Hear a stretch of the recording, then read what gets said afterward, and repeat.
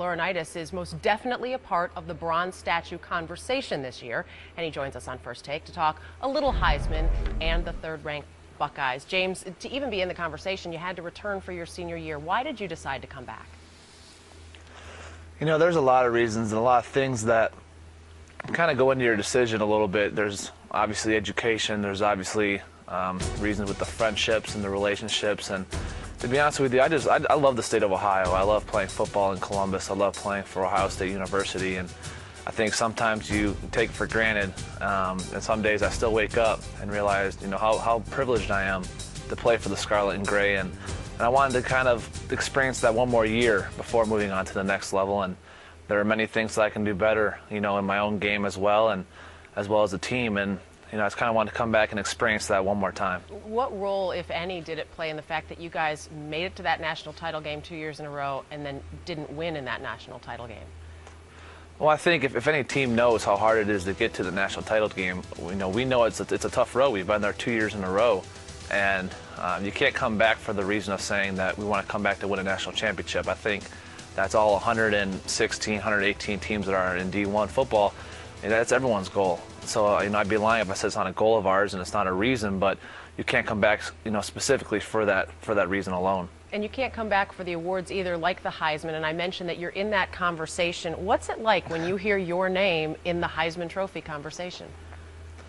Oh, it's such an honor. I mean, being a defensive player and kind of even being mentioned in the conversation for the Heisman Trophy is unbelievable. You know, I have numerous teammates that are unbelievable players, you know, like Chris Wells and Todd Beckman and Brian Robisky and Malcolm Jenkins. I have so many guys on my own squad that are so talented. To even be mentioned in that as one of the best players in the country is humbling. And you mentioned as a defender, I know I don't need to point this out to you, Charles Woodson, the last defensive player to win it.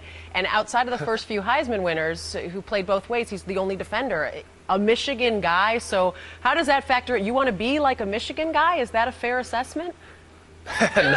No, I knew you'd pull that out on me, you know, saying that Charles Woodson is the last guy to win it. Of course. You know, no, we're not trying to be like, I'm not trying to be like a Michigan guy and be the only defensive player. I'm trying to be the first Buckeye defensive player. Let's go to your dad now a little bit. I know we've had him on the show. When we've talked to you, we've brought it up before. People know him from WWE as Animal, part of the Road Warrior duo. If you were in WWE, what would your name be? You know, I have no idea. That would be my decision. That'd be the boss's decision. That's Vince true. McMahon would probably come up with that name. I don't think I'd be going for Animal Jr. He's just kind of a big meathead. But I'm not as big as my dad is, so that'd be up to the boss at that point. Now you were telling me you had to wear his shoulder pads for a photo shoot, and the fallout was not so good from that.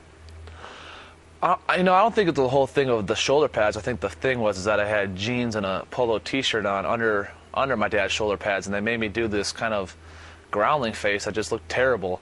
So it wasn't good. It wasn't received well on the team. People like to print it off and put it all over the lockers and everything. And I'll never do that again unless I actually wear the whole uniform. So on, you know, November 23rd, let's say that Michigan comes out on top the day before against Ohio State. There's no way I could convince you like that you should wear that outfit and come on our show the next day? No. No? No.